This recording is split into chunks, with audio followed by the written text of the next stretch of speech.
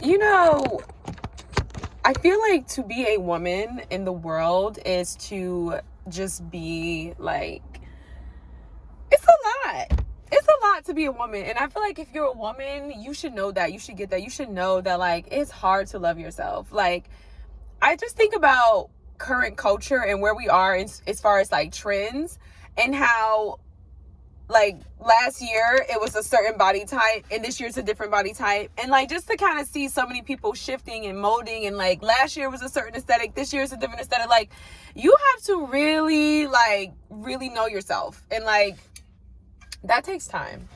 But it takes a lot of time by yourself. Like, do you know how many times I've just like been so sad because I just felt like, dang, like, like I'm not attractive, like, just, really, really like feeling that, because it's like I've gone very extended periods of time, and like being single and like not entertaining anybody. You know what I mean? Like, not entertaining anybody, like, and that's a lot. And then you get online and you also, you hear certain messages about age and stuff like that. And like, even though I'm a child.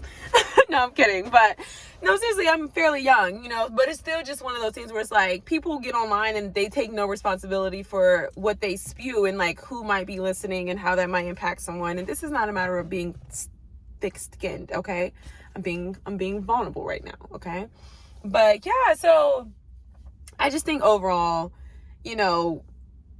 anytime you see a woman who is radiating light, love, confidence, peace, just know that it took a lot to get there, so there's really no need to covet. You can find your own version of that. You're going to find that within yourself, but you have to be willing to do what other people are not willing to do. Like, they say to live an exceptional life is to be exceptional.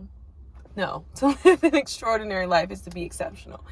And they said that extraordinary is not this grand thing. Extraordinary is just simply doing a little bit extra than the ordinary, So, hey, that's a real thing. But I know for a fact I put in the work, So it's like, whenever we see people, we feel like we want that. And a lot of people have normalized envy. I've never normalized envy. I don't think it's okay to envy. I'll never be like, oh, it's okay to envy. That just means that you want what the other person has. Like, I think I read something or I heard something recently that said, it was either me reading it or listening to it, but it said, if you walk into a room and if you were to leave with like a different suitcase from another person, you would instantly want your suitcase back. Like, you would want your stuff, because it's like nobody can shoulder the weight of another person. I really believe that. I was just reading that in the Bible this morning,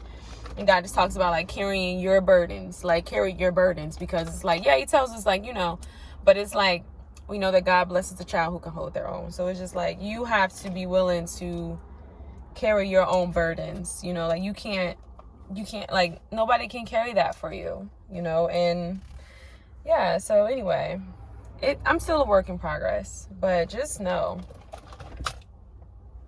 I'm just accountable for what I can control, and I'm making certain choices so that I can sustain myself, my peace, the love that radiates within. And it wasn't always like this, it's like I said, it's a long journey to self. But if you're willing to make certain choices, you deserve to have that. And if you're not, then just know it's available whenever you're ready to get on the road. But what you can't do, you can't go jumping in somebody else's lane. You can't try to go and be a burglar, in another person. You have to find that within yourself. And that may take time. It took a long time for me to get here. And like I said, I've extended periods. You think I'm kidding? I'm not kidding. Extended periods. A lot of experiences I did not have. So I think I'm gonna put this pouch on. I wasn't gonna run with this. It's like we're getting ready to do 3.8. The goal was to hit 5 by the end of the year. Miles. I'm talking about miles. So We're gonna see. I'm actually very tired. I didn't get a lot of sleep last night. I actually was up tossing and turning. It was not a vibe. I'm gonna end the video now because I'm getting ready to go on my run. I'm tired. And this is another prime example, right? Like, doing the hard things, doing the things you don't want to do, you know? And it never sounds glamorous. Like, I do feel like sometimes we'd be like, oh, I'm gonna leave this one here because I don't even want to say it. But yeah, like, nobody wants to wake up and run almost 4 miles in the morning. It's not a vibe. It's not a vibe. But I know that this run is going to be good for me. I know it's going to release some endorphins, you know. Hopefully I can get a good nap in before I go to work tonight. You know? That's all. That's all.